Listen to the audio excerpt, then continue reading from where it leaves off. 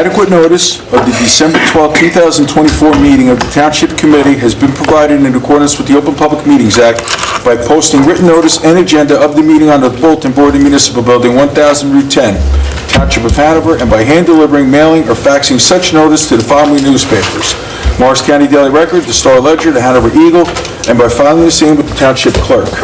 Roll call, Committeeman Cahill. Here. Committeeman Faramosca. Here. Committeeman Francioli. Here. Committeeman Mahalka. Here. Mayor Gallagher. Here. 5 members in attendance. Please rise and join us for the Pledge of Allegiance, and please remain standing as Deputy Mayor Mahalka will lead us in a prayer. I pledge allegiance to the flag of the United States of America and to the republic for which it stands, one nation, under God, indivisible, with liberty and justice for all. Almighty God, please watch over and guide this governing body with an abundance of wisdom and understanding to help make the best decisions for our residents. Please bless our first responders and township volunteers who help keep us all safe. Also, bless our township employees and residents. Lastly, please let us pray for the men and women of the U.S. Armed Forces who stand vigil over us always. Amen.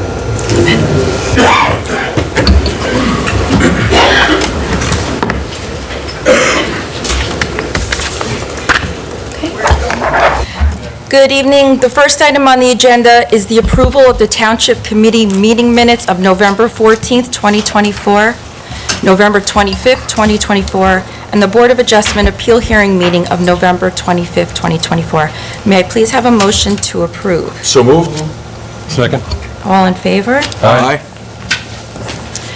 Next on the agenda, we have 5 ordinances for public hearing and possible adoption. We will conduct a public hearing for Ordinance 27, 2024 separately. Ordinance number 27, 2024. Proof of publication that Ordinance 27 and the Notice of Introduction appeared in full in the October 31st issue of the Daily Record in accordance with law. Ordinance number 27, 2024 was referred to the Planning Board for their recommendation. In a letter dated November 26, 2024, from Planning Board Chair Pete DeNegris, it is stated that the redevelopment plan referenced in Ordinance 27, 2024 is not consistent with the Township's master plan. The master plan recommends development primarily for office buildings and research laboratories. Sorry. Whereas the redevelopment plan proposed by Ordinance 27, 2024 is for a mixed-use development to multifamily housing, retail, office, and hotel uses. Due to the different uses in the 2 plans, the development standards in the plans are also different. Despite the inconsistency between the master plan and the redevelopment plan, the Planning Board letter recognizes the site's designation as a redevelopment area, and that the redevelopment plan helps to address the Township's obligation to provide for affordable housing and agrees with the proposed adoption. Do you want to say anything? You want to open to the public already? At this time, may I have a motion to convene the public hearing? Second? Okay, we took this one and separated because of the fact that we've been working on this for 11 months. We're still not in a very good place, but we would like to hear from the public, and each member of the public we'd like to hear from you. You have 4 minutes to discuss with us or ask us about this or make your comments and concerns very, very clear. We are going to table this until December 30th, which is the last day that we can possibly do it in 2024. We're struggling with this. We know all our options. We understand what is hanging over our heads with the Round 4 of fair share housing. We've had many residents from the neighborhood of Heritage Woods come in and speak with us about their concerns. So this is still a work in progress. Prior to tonight's public meeting, we decided to table, but we want to hear from anybody that's in this room. That is our job. So if anybody would like to address the governing body, please go to the podium, state your name, address, and take 4 minutes. Thank you.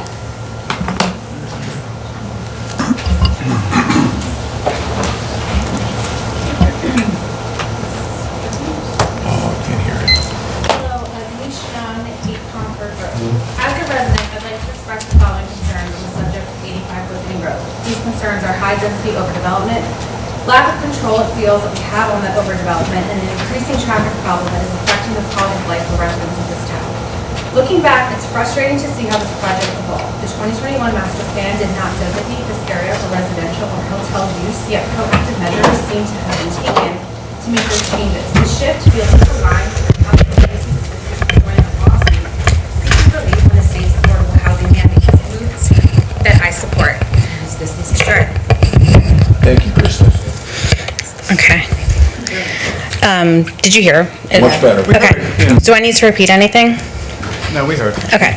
The two actions feel inconsistent, and as a resident, it's hard to reconcile. My understanding is that designating an area in need of redevelopment gives the town greater control over the project's scope and design, and it allows the council to influence what's built, set requirements for public infrastructure, and negotiate community benefits. Yet after reviewing the redevelopment plan, I'm left wondering if that influence has been fully exerted. In fact, it reads as if this plan was written for the landowner or the specific developer.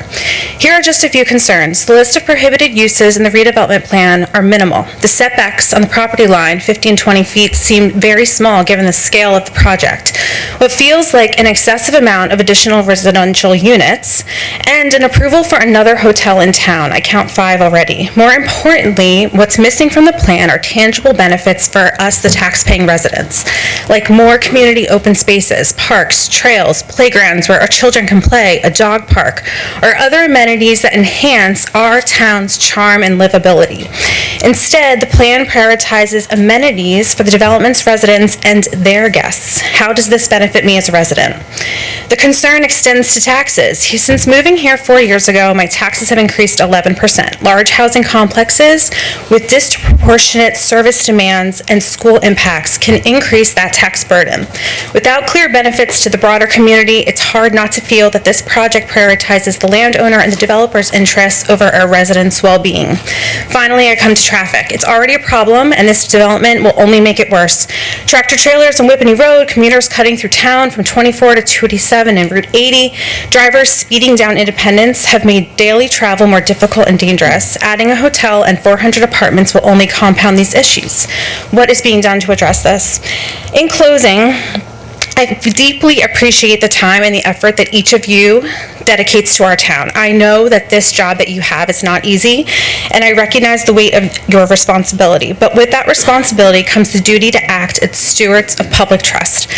Lately, there's a perception that many conversations are happening behind closed doors. This isn't about blame, it's about reflection. Transparency is more than a procedural step, it's a promise to the people that you serve. When decisions are made in the open, trust grows. We, the community, want to believe in our leaders and see our values reflected in how business is done. Transparency is how we maintain that belief. It keeps cynicism at bay and ensures that we remain active participants, not passive observers or keyboard warriors on Facebook. I urge you to honor that trust, show us through action that our government works for the people, with the people, and in the view of the people. Thank you. Can you just state your name and address again? I missed it in the beginning. Sure. It's Denise Shanong, 8 Concord Road. Thank you. Thank you very much. Anyone else?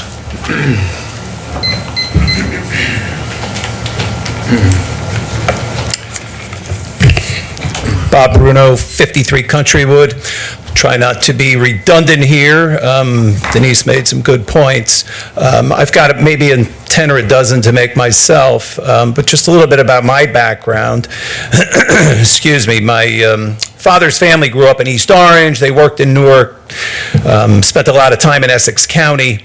When they were deciding to get married and have kids and where to live, one of my uncles came up here in 1953. My father moved here in 1958. So my family has been in Hanover Township for 71 years. It was a conscious choice to come up here. They wanted to get away from overcrowding and high-density housing. They liked the suburban lifestyle. With a yard, a swing set, everybody got to know their neighbors. I grew up with 4 siblings. 3 of us still live in town. I raised my 3 kids here. It was just a choice, a lifestyle choice. If we wanted high-density housing, if we wanted to live in an urban environment, we could go to Hoboken or Jersey City or live in Newark or Montclair. There's a lot of other places you could go in New Jersey. So, part of my commentary here is, why is high-density housing being forced down our throats? The population in New Jersey from 2021 to 2022 went down by 9,000 people. Yet, the Division of Community Affairs said there's a present need for somewhere between 65,000 and 95,000 housing units. How is that possible? I mean, all they're doing is making up numbers to build more high-density housing, and I just don't get it. We that chose a suburban lifestyle are now being told, if you want to live that kind of lifestyle, you can go to Warren County, New Jersey, or maybe go out to Pennsylvania. I, for one, would rather not. But let's look at the fair share housing, which is a complete misnomer. If anybody's ever looked at their website, the first thing it says, one of the first things it says about their mission is, we litigate. Right? So they have a bunch of attorneys that just want to sue. All they want to do is file lawsuits to make everyone build this high-density housing all over the state. It's too much. And in my opinion, enough is enough. The traffic on Whippany Road, Ridgedale Avenue, Jefferson Road, among others, Route 10, it's insane. You can't go out at rush hour. Try to get a doctor's appointment. Go to the emergency room. Morristown Memorial Hospital is completely overwhelmed. They're talking about a 10-story building there. I personally don't care whether we're talking about low income, medium income, high income, or no income. It doesn't matter. The high density housing is too much. We don't have the infrastructure in place. There's no mass transit. You can't walk around town. It's not feasible. You have to drive. Now, just to get to the point about Bayer, great business, great rateable to have in town. Unfortunately for them, they bought Monsanto. They inherited the Roundup lawsuit and that entire mess. Their exposure is something like $12 billion. Right? So what are they doing? They're selling off assets. They're laying off employees. They're looking to rent some of their existing space. Unfortunately, that's unfortunate, but their problems don't have to be our problems. We don't have to change the zoning every time a landowner comes to us and makes a request. It's not our responsibility to find a tenant who complies with the current zoning either. Let them go to a developer and find someone that complies. The guys who did the zoning originally in the 40s and 50s were smart guys. They made a conscious decision to come out here. You know many of them: Sal Iannacone, Art Albon, Pete Scarla, Mike Salka.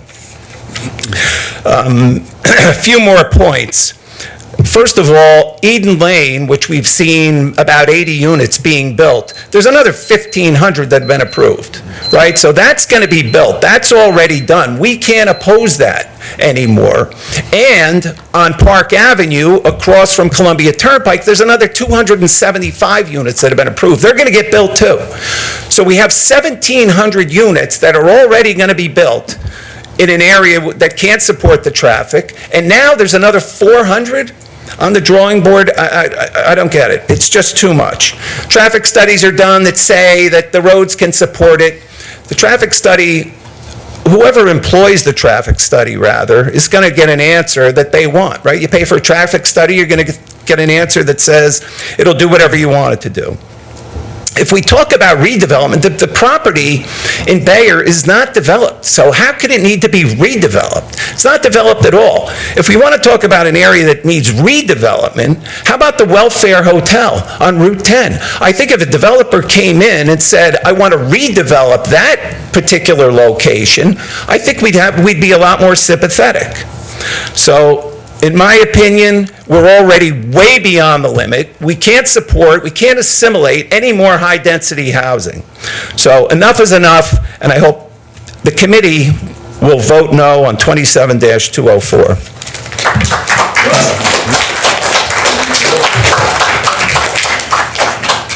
Thanks, Bob. Fred, before we move on to another comment or question, I just wanted to ask you to take the floor for a minute. This current project, there's a recommendation of 400 units. If this comes back as an intervener, which means the state does our zoning, and we're involved in a lawsuit right now to sue the state, the number is 1,350. Our plan with this project for the last 11 months was, before they come back as an intervener, to do the best we can to try to create what could be the best for Hanover Township. We're not there yet. Does anybody on this governing body want 1,350 units? And by the way, that's my area. So when people talk to me about Whippany Road, I'm stuck in that traffic all the time, and I made that very, very clear.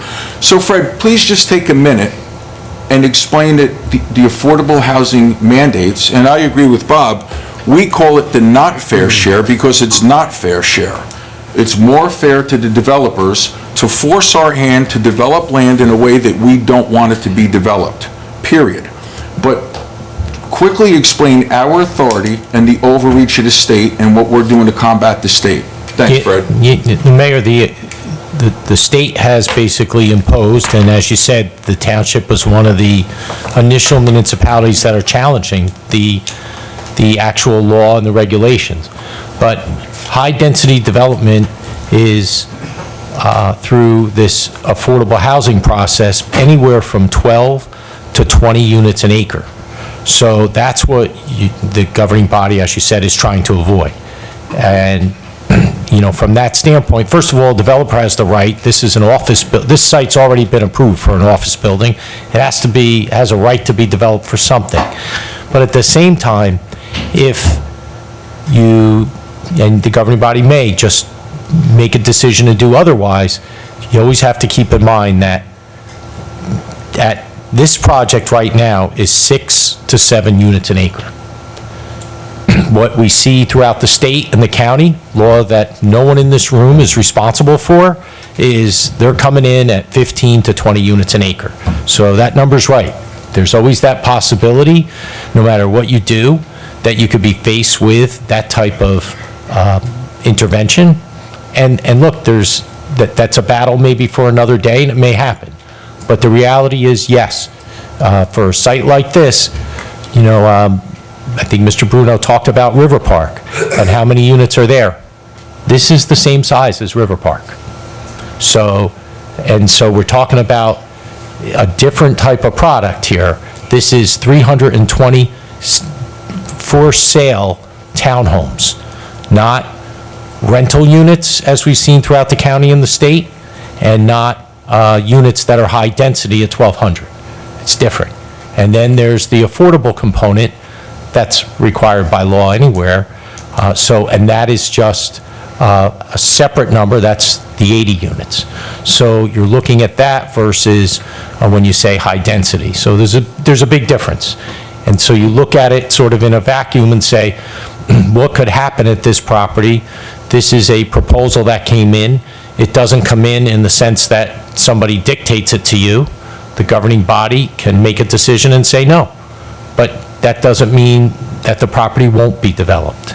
And then just, Mayor, the one thing, the Park Avenue project, that's extended stay type of hotel units. That's not residential. With just hotel for the tax. Yes, yeah, but they're not permanent occupancy or children or anything of that nature.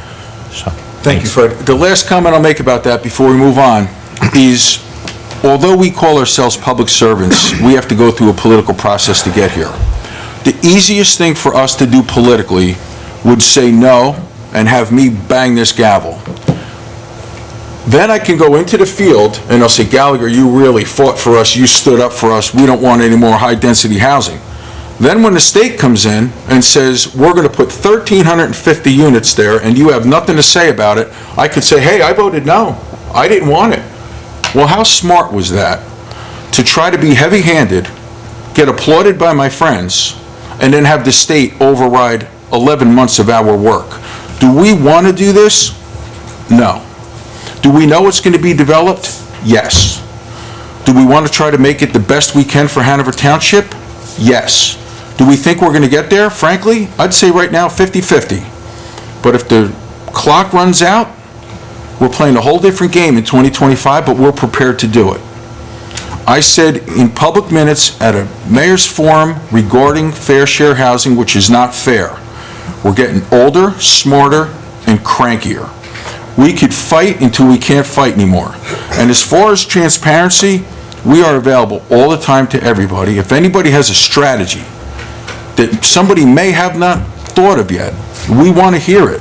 but we are involved in a lawsuit. There's a big decision on how far that lawsuit's going to go on December 20th. We were one of the first people that were, municipalities involved in that lawsuit, but I even said if the lawsuit goes down, because the judges aren't really our friend in the suburbs right now, do we have Plan B, C, and D? So we're going to fight. But simply saying, no, I don't want it, we don't have that option. And I hope we can get something done by December 30th, but if we don't, you have our word that we will fight like there's no tomorrow to try to get something that we could that's very, very good for Hanover Township. That's my comment. And Bob, thank you for your passion. I hear you, and we hear you and feel you. And you know what? The only other thing I'm going to say is that elections have consequences, and I probably shouldn't say it, but we have too many people that don't listen to us, that want to put the haves against the have-nots, or want to paint the haves against the have-nots, and we should work together more rather than pointing our fingers at one another and telling us how we should zone our own towns and what we should build and why. We moved to the suburbs from Bayonne, New Jersey. Half my family thought we were crazy. I never wanted to leave, and I'm not leaving. But we want to try to preserve what attracted us here in the first place. That's my 2 cents, and I think that I had to respond, and thank you, Bob. Anybody else?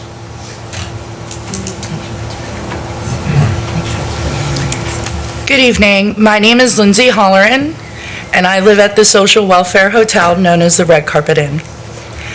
I feel your plight within the community. Oh, excuse me, miss? Heavily with this I hotel. apologize, but public comment has to be about this ordinance. About this ordinance about affordable housing? No, about the ordinance specifically 27, 2024, but you'll have plenty of time to address the governing body. Unless you Okay. want to address the affordable housing component and how you can't. Oh, I'm too poor for affordable housing. That's the issue with affordable housing, is that I'm too poor for affordable housing. Okay, so do you And I have a comment don't- about this ordinance? And if not, you No. know I'll give you plenty of time No, when we I'll move wait on. till the end. I'm Okay, sorry, thank I you was very very much. confused. Okay. You gave a wonderful speech, Bob. Thank you.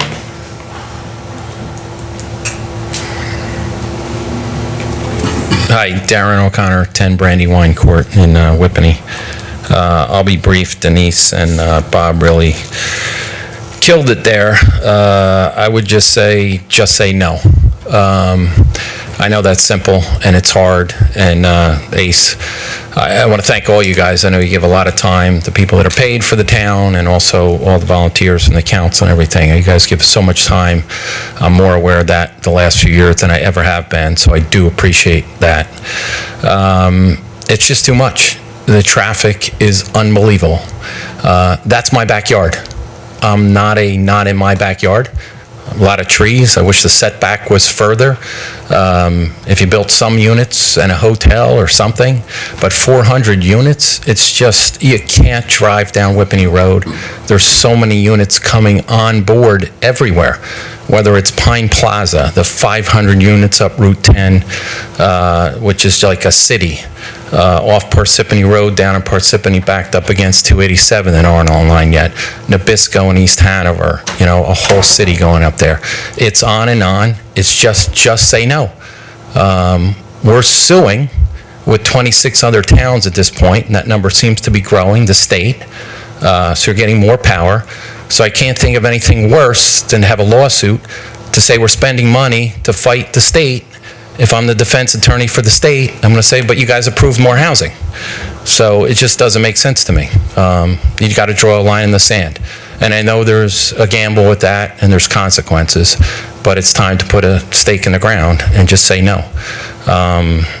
Like I said, it's just too much, the lawsuit. The map I looked at, and I'm not asking you to answer all this because I'm late to the game, but it looks like it's on wetlands, 1.06, at least the map that's on the town website and everything. So I'm not sure I fully understand, but I guess the state's driving this, that we're building this on wetlands. I'm a little bit biased by all the rains and everything, having opened an office in downtown Whippany and been flooded a bunch of times, that where's all the water going? I think that's really what I wanted to say. It's just too much and enough, and so that's how I feel. Thank you. Thank you, Darren. Anyone else?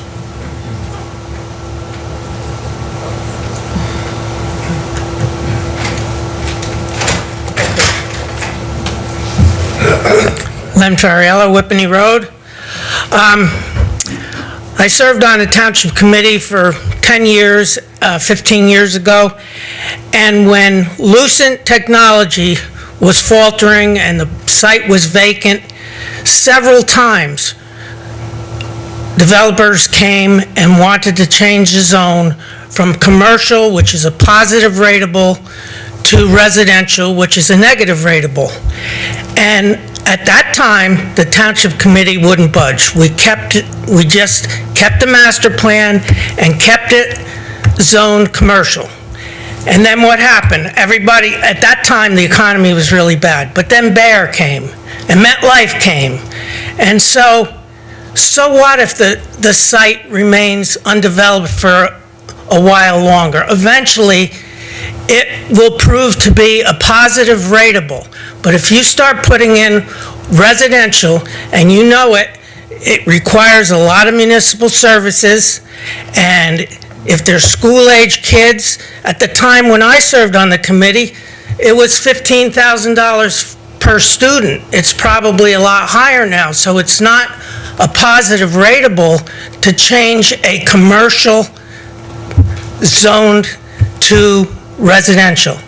And if this is all about affordable housing, there's a lawsuit going on, and why rush into changing it?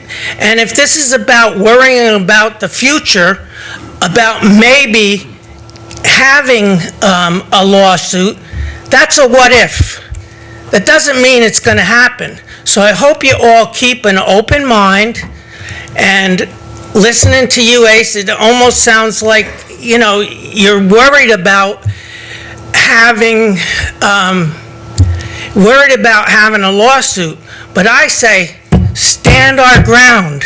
Len, I'm not worried about a lawsuit. We joined a lawsuit. I know, And but I've always said, if I go down, I'm going down swinging. I said that since I was 5 years old.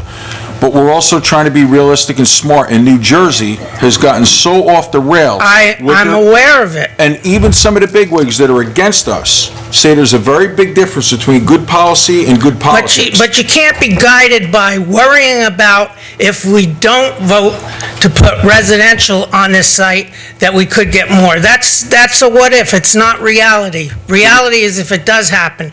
And if it does, that's a terrible thing, but The reality is we're trying very, very hard to make it as good as we can in the controls that we currently have, which we may lose, and if we lose, we are going to fight until the bitter end. But I don't want to interrupt your comment, and I respect you. well, I just feel like, you know, it's the tail wagging the dog. We're worried about all these mandates, and who knows where it's going to go. But I just don't think it's a good idea for traffic and for ratables to change a commercial zone into a residential zone. And I just think, like our president said, fight, fight, fight. And that's what I think you should do. I don't think you should kowtow to the state of New Jersey. I just think we should fight it. Thank you. Thank you, Len.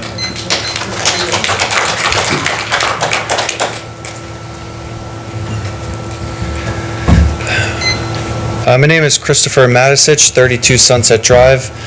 I volunteer on the Economic Development Committee for town. So one of my concerns is similar to what Len just said. If we have a zone that is for business, that's supposed to bring in positive revenues to the township, if we change that to mixed use or residential, we lose that ability to bring in that positive revenue for the township. I understand this particular piece of land is possibly going to become mixed use, which is a better balance than purely residential. But if it is changed, it stays that way forever. Once you put homes there, you're not going to bulldoze those for a business. But it's difficult because I understand that some different approaches were looked at for this property in terms of something with colleges and the environment, since it's right near the wetlands. I understand something was looked at for possibly doing film development, and these haven't materialized into anything, but there are a lot of unknowns. We have a new presidential administration coming in who may be able to change the economy in a way where the demand for research labs, office buildings increases in the future, but if we rezone this, we can't put that there. We have a governor race in a year where the incumbent can't rerun. We don't know how that's going to go. We don't know if a different governor might change all of the mandates. But I do know that New Jersey's governor has more powers than most governors in the country, so anything's possible, but it's another unknown, where if we take a decision today, perhaps in a year, it might not have needed to been made at all. The other thing is, as people mentioned, we have a lawsuit currently underway. We don't know the result of that and what that might do to the mandates. But that's all I got. So it's an unknown situation, and because of that, it's hard to make a decision. So, but I trust you guys to handle that. Thank you. Thank you, Chris. Anyone else?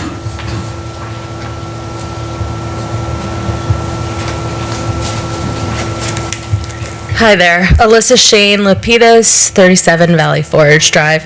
I just wanted to ask a clarifying question about the pushback to December 30th. Does that mean there will be a meeting late in the month?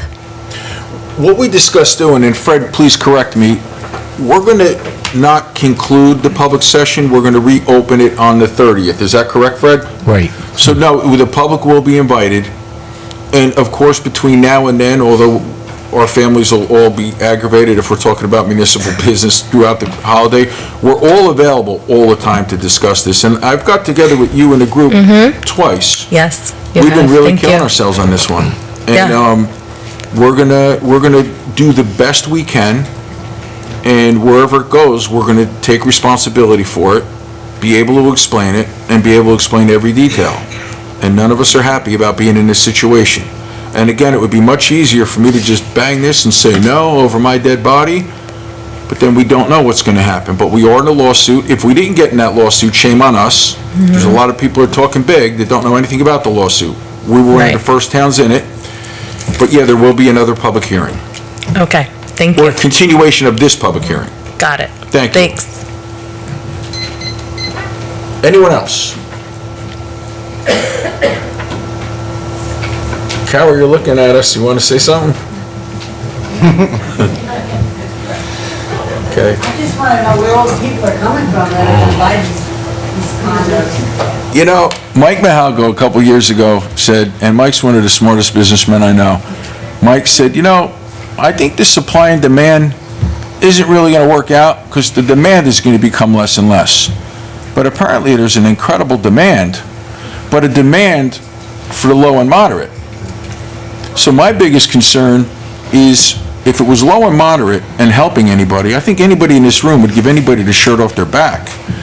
But it's the 80% of the development that we wouldn't want in the first place that is destroying our towns. It's the high density. It's not the affordable or the fair share, and look at all that we do to help so many people. But these projects, if it wasn't for this anvil hanging over our head, even round 3, round 2, and the initial round, everybody would just say, no, we don't want it. So it's a struggle, but I know your expertise, and Carol, you know we're always available if you have any recommendations. Okay. Yes. Good evening, Terry Beard, 180 Parsippany Road in the Whippany section of Hanover Township. I agree wholeheartedly with Bob Bruno in what he said and a lot of the points that he brought up. Being a longtime family, my family's been here a little bit longer, since the early 1800s, and Hanover Township has changed, and there were a lot of people who came here. That's why Bee Meadow Parkway and all those houses were built, and, you know, this was all farmland at one time. And it's a suburban neighborhood. We are a bedroom community, and we need rateables. We need rateables to help keep our taxes down. I mean, it's an economic decision that we have to make sometimes. But to put 400 housing units there at the behest of a developer who has, I'll say it, decimated this town. Everything looks the same. I mean, I'm entitled to my opinion, and I'm not calling anybody a name. But everything looks the same. It changes the whole character of our town. So it takes away from our ratables, changes the character of our town, overburdens our school system, our police department, our DPW. I mean, it's impossible. It's just absolutely impossible.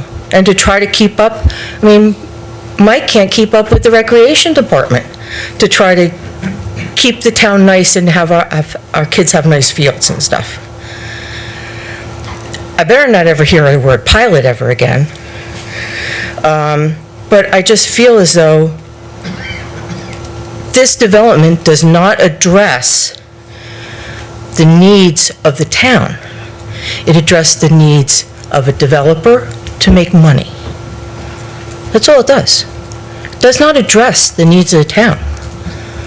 It doesn't address any retail that we need. It doesn't have that center where we were supposed to have a Hanover Town Center. We're still not getting that.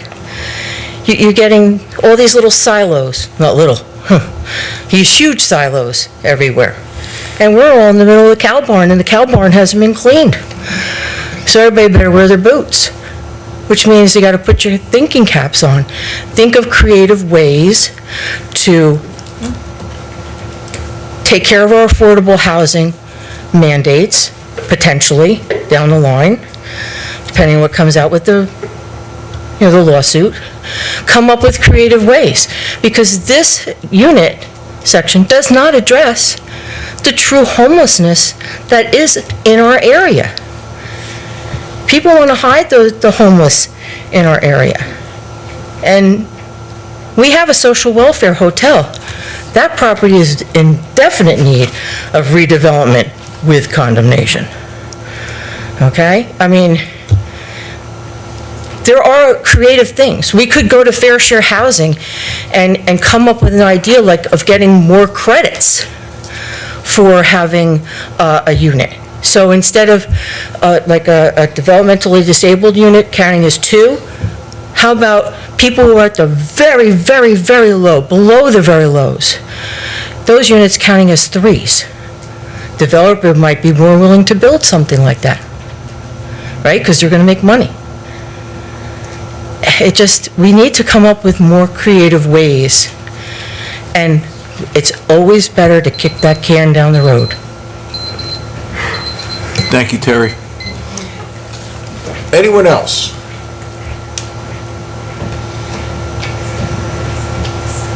Seeing none? Hearing none? No, we're going to Oh, we're gonna keep take it a open? motion. We're going to make a motion to continue the public hearing until December 30th. So can I have a motion, please? John put it forth, I'll second it. Okay. All in favor? Okay, so that's tabled to December 30th. Mayor, may I just ask for the record what time the meeting will be on December 30th? Is it 5:30? Is that what you said? Joe, 5:30? Joe's not here. Oh, Joe's not here. Chris, 5:30 is good with me. 5:30, guys? 5:30. December 30th at 5:30. Okay, moving on with the agenda. Next, we will conduct the public hearing for ordinance 28, 2024, 29, 2024, 30, 2024, and 31, 2024. Proof of publication that ordinances 28, 29, 30, and their notices of introduction appeared in full in the October 31st issue of the Daily Record, and ordinance 31 and its notice of introduction appeared in a summary in the November 20th and December 1st issue of the Daily Record in accordance with the law. I'd like to state for the record that ordinance 31, 2024 is a land use and development ordinance and was referred to the planning board for review and recommendation. In a letter dated November 26, 2024, Planning Board Chair Pete DeNegris stated that the provision of the ordinances the ordinance, are technical in nature and that the master plan does not contain specific recommendations concerning the subject of the ordinance. The letter also stated that Ordinance 31, 2024 is substantially consistent with the master plan, and the board recommends adoption of the ordinance. At this time, may I make a motion to convene the public hearing on ordinance numbers 28, 29, 30, and 31? So moved. Second. All in favor? Is there anyone in chambers wishing to be heard concerning any of these ordinances? If so, please state your name and address for the record, and which ordinance you would like to address. Hearing none, may I have a motion to close the public hearing? So moved. May I have a second? Second. May I have a motion to adopt ordinance 28, 2024, 29, 2024, 30, 2024, and 31, 2024? So moved, and I'd like Second. to recognize the work of the planning board and the planner on those ordinances. Thank you, John. On roll call, Committeeman Cahill? Yes. Committeeman Farrabosca? Yes. Committeeman Francioli?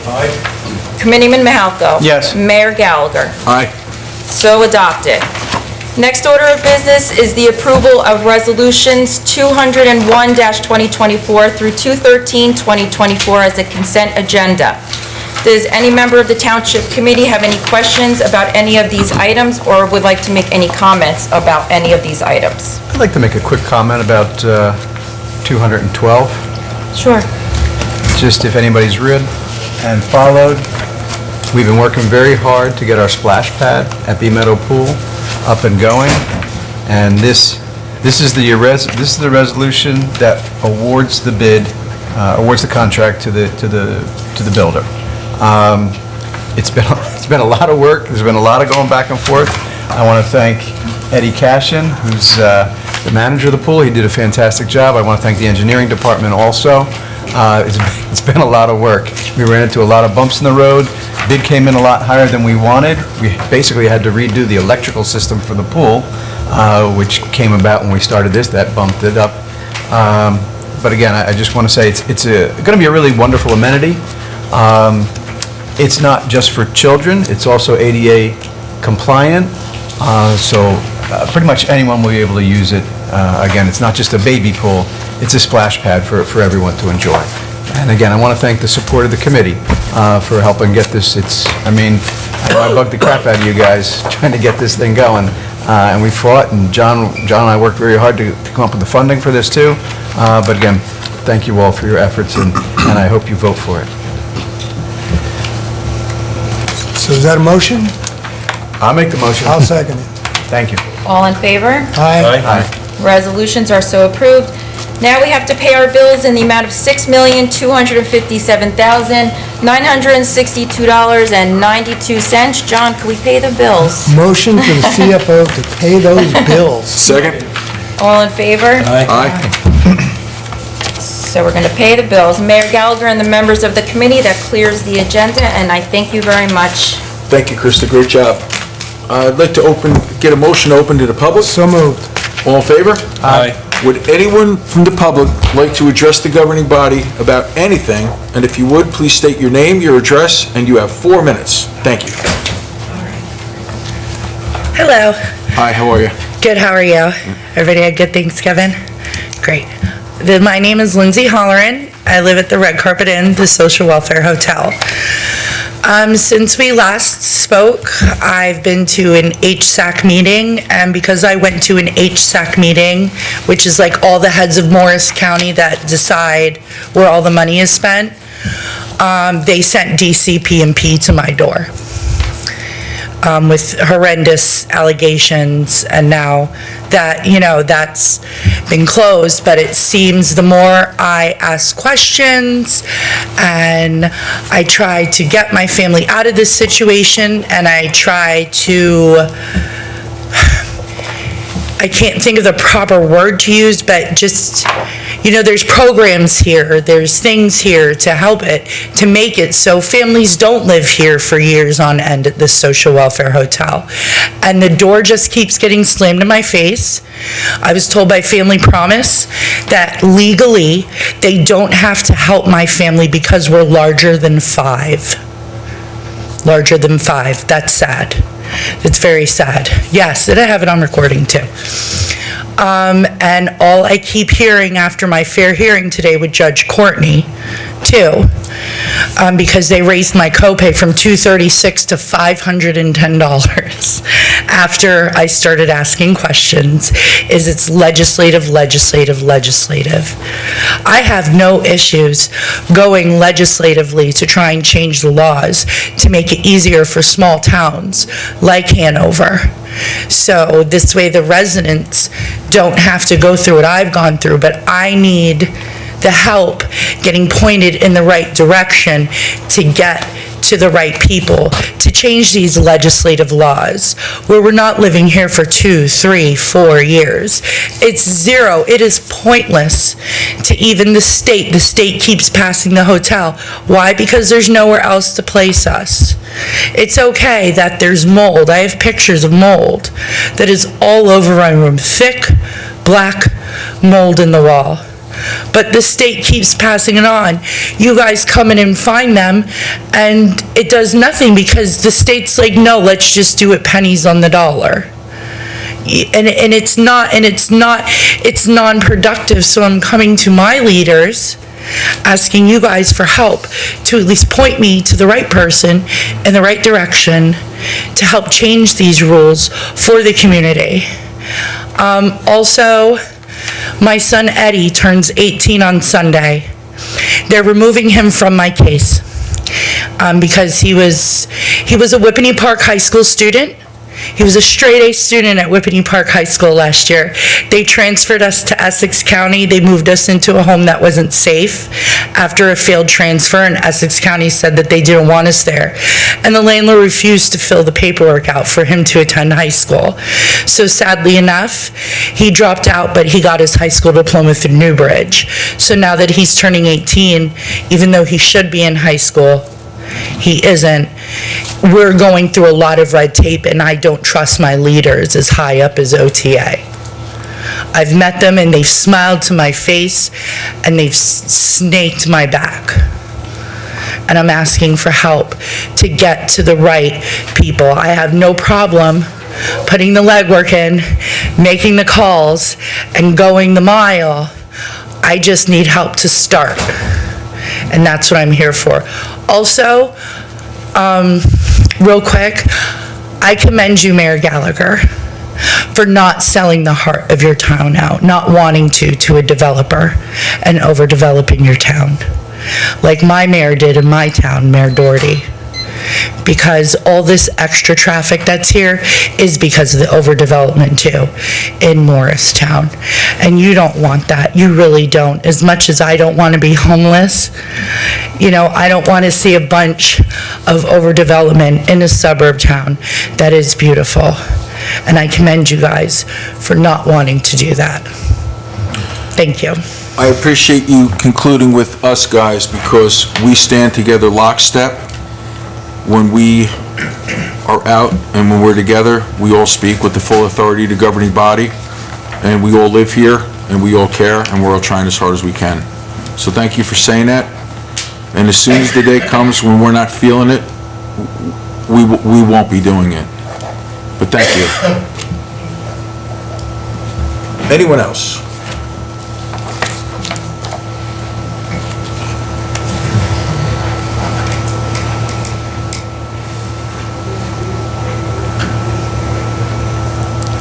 Good evening, Terry Beard, 180 Parsippany Road in the Whippany section of Hanover Township. And there's probably going to be a lot of stares at my back because of the topic of the Red Carpet Hotel.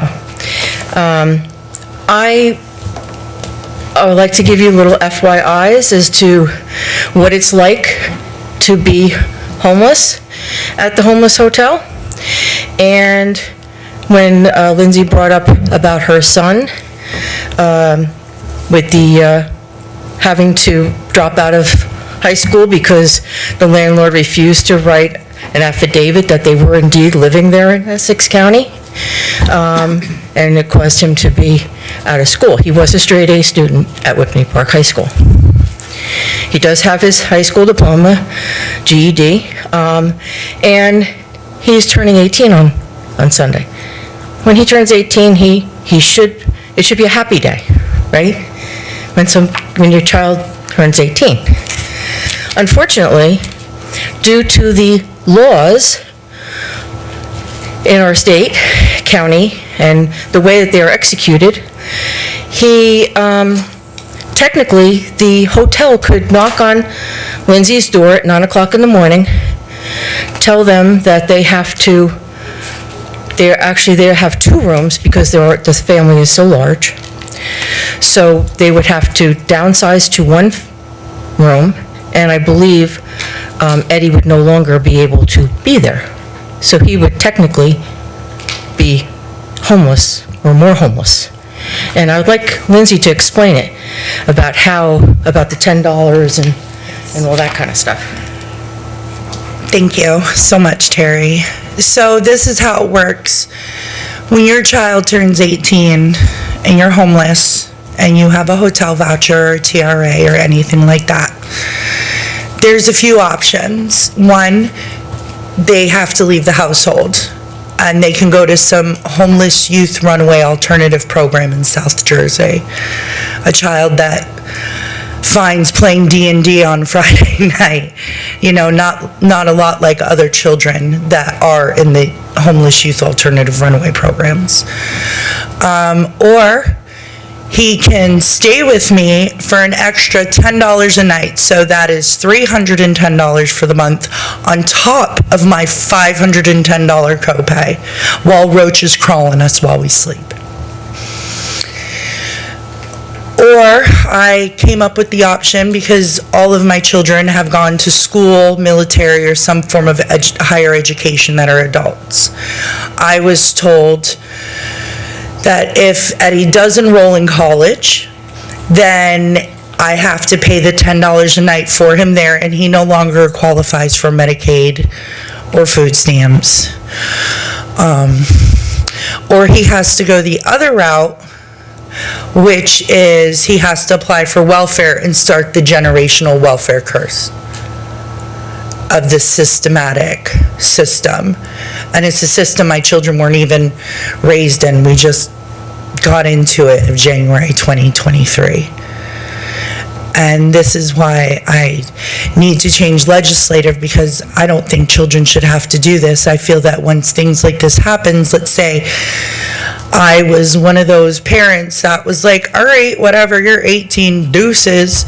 I could be putting my child in a situation where he starts a whole spiral of possibly drugs, in and out of prison, things of that nature. It is very traumatic to be homeless. It is. My children can't even play in the hallways there because neighbor in 144 likes to call the police because my children are playing. And Hanover PD has to come over there and waste their time because kids are playing. So I don't really know what to do about Eddie, and if Eddie wants to get a job, but Eddie gets a job, they take away our hotel vouchers and they make all of us homeless. So we're stuck between a rock and a hard place. Just to give you guys a glimpse of, why it's very important we get put on to the proper people that can help change these legislative laws. Because not everybody has a mom like my children. That's strong-willed and just don't take no for an answer. Thank you. Thank you. By the way, you can't rent a home hotel. That's right. It has to be 25 or 21 in order to rent a hotel. So if he was to get a hotel voucher, they won't even rent him a room. So that's... Anyone else? Dina Atkinson, Mountain Avenue. I actually brought a visual for you.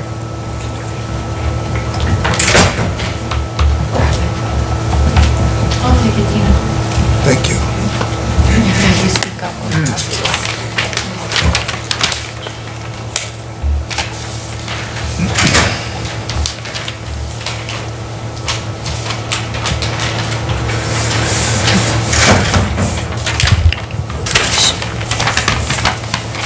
Thank you.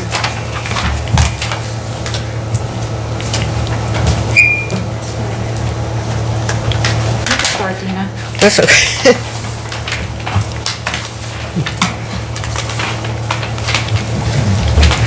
Okay, so what I gave you was a picture of some of the signs on Mountain Avenue.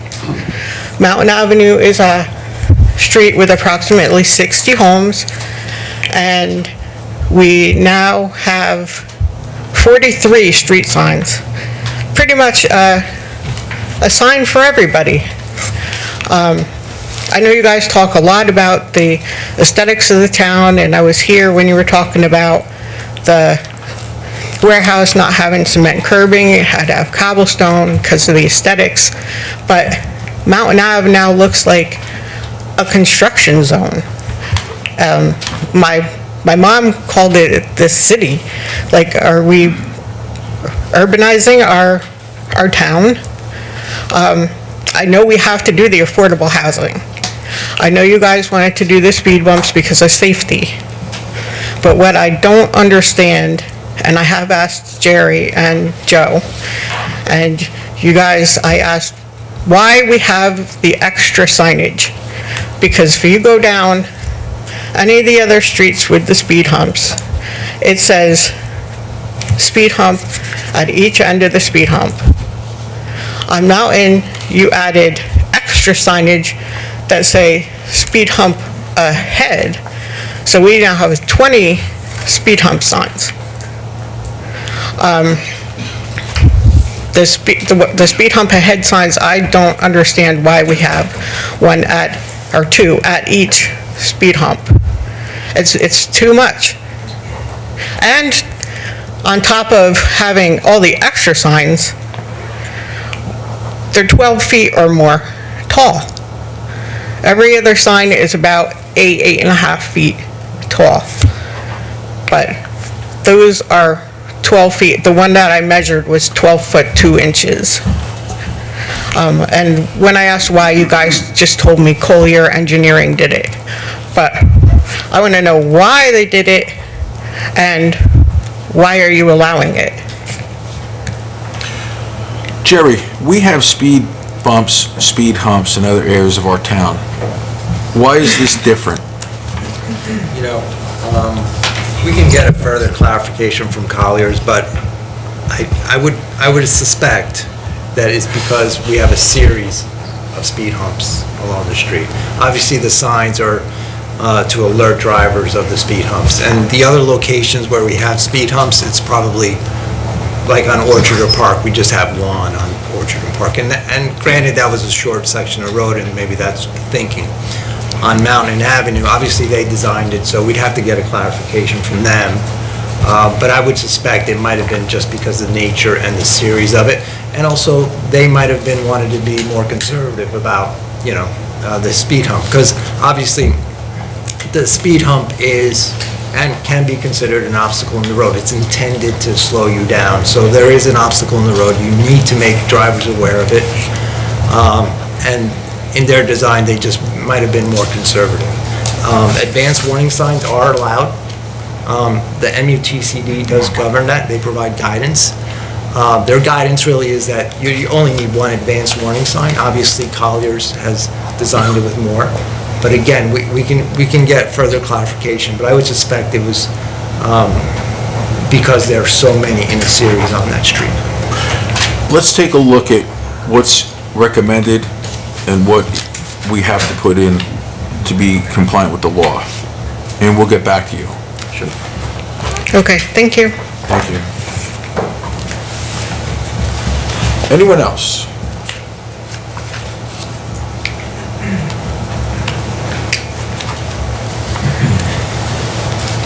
Hi, Eddie Cashin, 126 Sunrise Drive in Whippany, but also wanted to talk as the pool manager tonight as well. With the passing of the resolution for the splash pad tonight, I just wanted to take the time to thank all of you for your time and your support of the project. It's been a long road from planning to discussions to engineering, the company that we're using, MPEX, for the spray features and just getting everything perfect for the project. I appreciate your time. I know you have a lot more other things, to do as well. But this is definitely going to be a project that is probably one of the biggest we've done since the opening of the pool. It's going to be for everyone, as Mike mentioned, not just for a certain age group, it's for everyone involved. It's ADA, and I'm just excited to see this project go from these renderings that we've been staring at to real life, and it's definitely going to be amazing. You're going to be impressed. So, but again, thank you for your support of the pool, and not just the pool, but the future of the pool as well. So, thanks. Thank you. Yeah, thank you, Eddie. And again, thanks for all of your help. You really did a lot of legwork. I mean, how many years have we been working on this?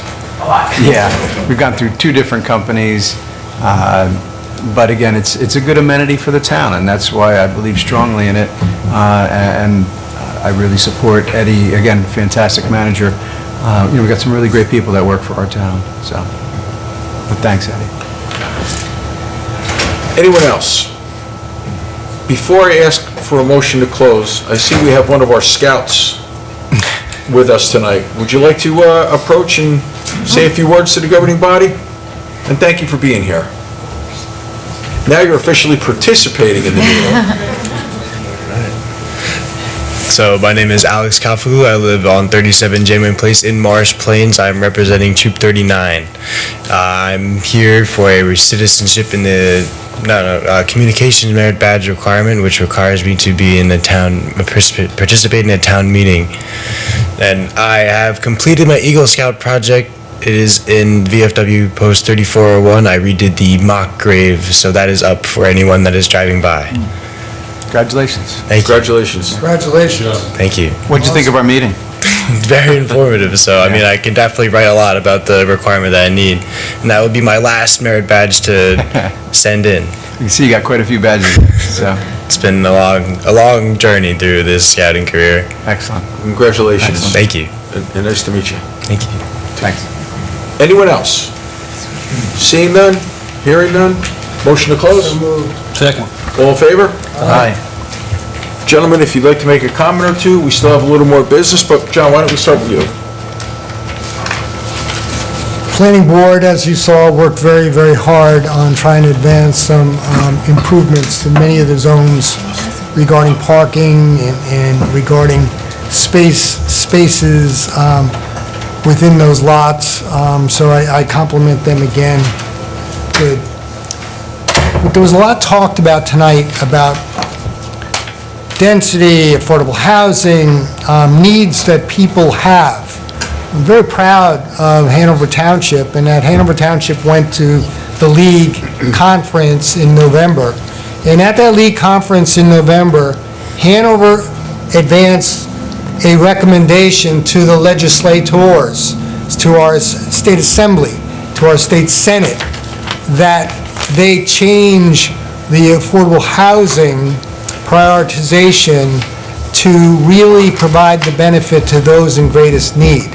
And those in greatest need are the ones who are of special needs. So Hanover's proposal was accepted by the municipal group that was there, and now it'll go on to the legislators and hopefully will be advanced and will become law within the state of New Jersey. So very, very proud of that.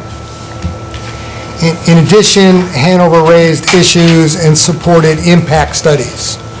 We all heard, and it's real. We live here, you live here, we all drive these roads. You can't keep on putting more and more density into a community like this because there is no way to increase the roads. The road system is built. You're not going to get an opportunity unless we start taking people's homes to put roadways. So it's not going to happen. So impact study will necessitate, hopefully, contributions from development moving forward when it results in density. We also advance issues in terms of environmental impact, which I think will be beneficial. So the planning board, the environmental group, green team, been very active, and we're very proud of the contributions that they're making to help Hanover advance initiatives in the state. Thanks, John. Ron? Thank you, Mayor. I sat here today, and by the way, thank the public for their comments tonight, for coming out on a Thursday evening and make themselves heard. That's what it's all about. And we hear you. We hear you. But as one of the elder members of this Township Committee, I can tell you, Hanover's never afraid of a fight. Never afraid of a fight. I've been involved with COA since 1978. Mount Laurel Decisions started on it. It's changed its name several times. Isn't that nice? Fair Share Housing's a new one. And now it's under the control of DCA. Hanover's doing its very best. The mayor's been organizing about 30 other municipalities who are challenging the allotments that we've got for 2025. I can't agree with Bob Bruno anymore from the comments that he made that the density in the region is a concern. Hanover has no trouble with its developers. Developers do fine work in this town. There's no question about it. There's not a project in this town that we're not proud of from that standpoint. But what does it come down to? It comes down to the density of this thing and how much more we can sustain. I don't have to tell you, if you drive on Route 10 and you look on the eastbound side, coming down, the 1515 project's a behemoth. They should have their own post office, for God's sakes. And more of that is going on throughout the entire state. It's time for legislators to wake the hell up.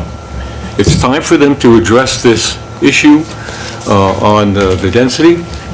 I used a quote in the past, if it ain't broke, don't fix it. And some years ago, when Mount Laurel was initiated, we had the opportunity to give first choice to those in need, first choice to nurses, first choice to firemen, police, etc., when low and moderate housing came into play. They took that away. We had RCAs, which were wonderful. Fancy name. All it meant was that fair share housing money that we collected in our township, we could share with other towns who might need it, and their allocation would be split to them. They took that away. So now to the point where we have demands by an outside agency to the township saying, this is what you're going to do. Not just our township, every township in Morris County. Where is local home rule, for God's sakes? Where is local home rule? You know, we came to this community, as Bob said, we all had certain needs that we found here, certain comfortable needs that we found here. The entire state is being changed, is being demonized by this project. I've seen it over the years. It's not going to get better. It's only going to continue to get worse. I mean, it got ridiculous at one point. In 1 year, they were looking at fair share housing to put housing on Morristown Airport's runways, for God's sakes. That's how much good homework they did about looking at the lands available in your town. In any event, the township is going to do its utmost, as the mayor has said, to try and ease the density issue that we have here in our town for ourselves. Other towns will probably do the very same. We hope that there's some further decisions from the courts that come up that will reduce the allocations to our towns and make this a lot easier. But until that happens, this is what we're confronted with. But the bottom line with this particular committeeman, that came down to a fight, Hanover's fight before. And I'm ready to roll the dice and take a fight. That's where I'm coming from. But on that note, Mayor, thank you very much for the time. Thank you, Ron. And thank you for your time and all your service, too. You have a lot of great history. Brian. Thanks.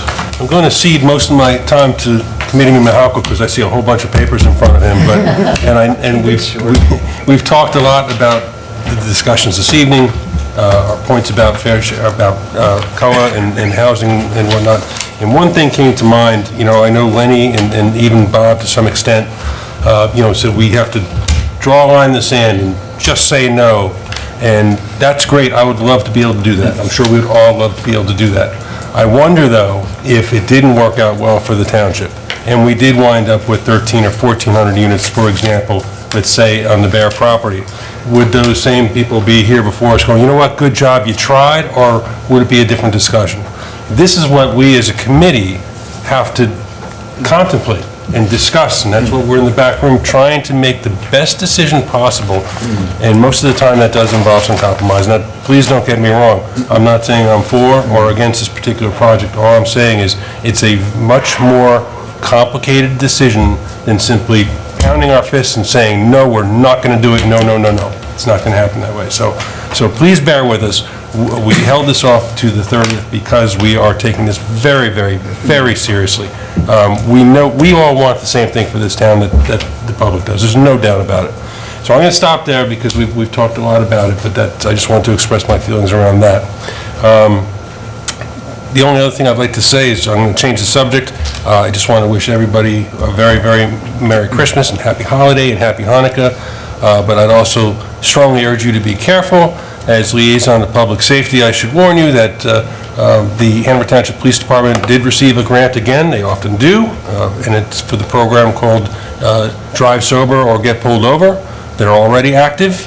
They're out there, saturation patrols. There's always the potential for a checkpoint, that sort of thing.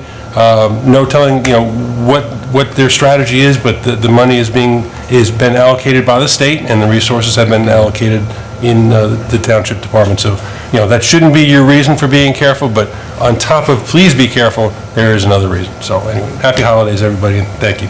Thank you, Brian. Mike? Thank you. Take it away. I think we've beaten up the low and moderate housing enough. I just want to bring one point to, back when I was on planning board 8 years or so ago, the Eden Mill came forward with a project for 750 units. We sent them away. Fast forward, Fair Share Housing steps in, we're saddlebagged with 1,500? Yes. 1,500. So that is what happens. We did it. Nobody wants to talk about it. We sent away a project for 750 units. So that is what we're against. I live in Hanover, family has. I like suburban. I do not want urban. So we're doing the best we can. And again, I don't fault the builder. He builds a terrific project. But we're trying to preserve our town as best we can. Anyway, I want a couple things I want to point out real quick. I'll do them chronologically. 4 minutes. Okay, timing. Joe set the timer on me one time when I began. December 14th, this Saturday, we have our Winter Wonderland. If you haven't been there, it's a free event. It's at our recreation center. It's from 6 to 8 p.m.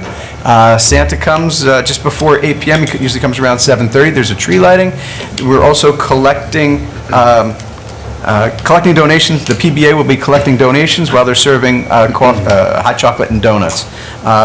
And also, don't forget to bring your letter for Santa. We have a mailbox there. We got an express train right to Santa's office. So that is this Saturday from 6 to 8 p.m. Sunday, we have the Hanover Wind Symphony, sponsored by Cultural Arts. They're performing over at Memorial Junior School, 3 p.m. That's also another free event. Obviously, it's holidays in Hanover, so they're going to be playing, I would imagine, mostly holiday music, but it's fantastic. If you haven't heard them yet, it's really, get there early. It's standing room money, but they are truly amazing. They do perform for us several times a year. So again, free admission, Sunday, 3 p.m. Finally, we have a new project, a new event coming out, Hanukkah Hoopla. It's on December 29th, Sunday, from 3 to 5 at our recreation center. This one you do need to sign up for. It's $5 for a family, and it's really more so we can get a head count. But keep that in mind. Lots of things going on, dancing, donuts, crafts, dreidel, all that kind of stuff. That is on December 29th from 3 to 5, again, at our rec center. Okay, and again, happy and healthy holidays. Thank you all. So. Thank you, Mike. Great job. By the way, I got to underscore the Hanover Wind Symphony. I mean, if you have an opportunity to get out there that night and listen to them, they are outstanding. This is almost on a professional level. We've had them do some performances where they did big band music, and they brought the house down. Yeah. Absolutely fantastic. So you can get out there. Give the date again. What's the date again? That's this Sunday. Yeah? Yeah, this Sunday at 3 o'clock at Memorial Junior School. Okay? And again, free. You got to hear them. They're great. So, okay. And also Cultural Arts, we're accepting members. If anyone's interested, reach out to me. We'll get you in touch. We could always use some more volunteers to help out. We got a lot of events coming up, but we can always use some more help, especially with Cultural Arts. Got that little plug in there.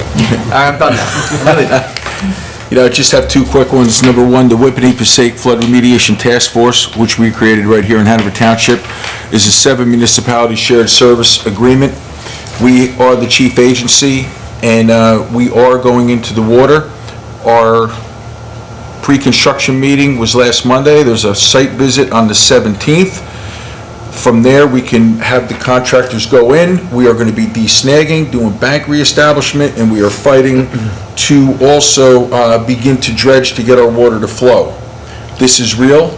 We've been working on it for almost 3 years. We've been asked to speak in different places of the state, but I said that I will not speak to anyone further until we go into the water, because until we're in the water, it's still pie in the sky, and we're still elected officials. And you know what they say about elected officials, talk is cheap. Well, once we get in that water, our talk is not cheap, and it's going to be very, very soon. We have our final site visit coming up. And I just want to recap, and I'm glad Brian concluded with this, because we said it earlier today, with the struggles we're having right now with our available land to be developed in Hanover Township, here's as simple as it is from where I sit. If I were to say to this or any other specific project, no, no, no, and bang this gavel, I'm really not doing my job, because we don't know what's coming around the corner. But we know enough about the history of these programs that it could be much, much worse. So for instance, once again, if I jumped up and down and hit this gavel and said no, and walked to the Winter Wonderland tomorrow or the next day, and they said, Gallagher, you're a hero, you stood up.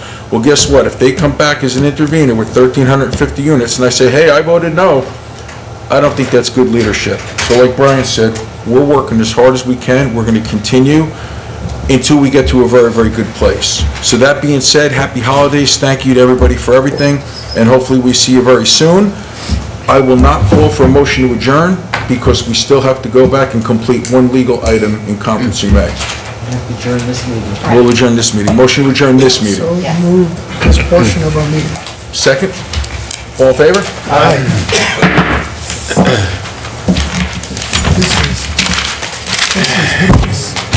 This is hideous.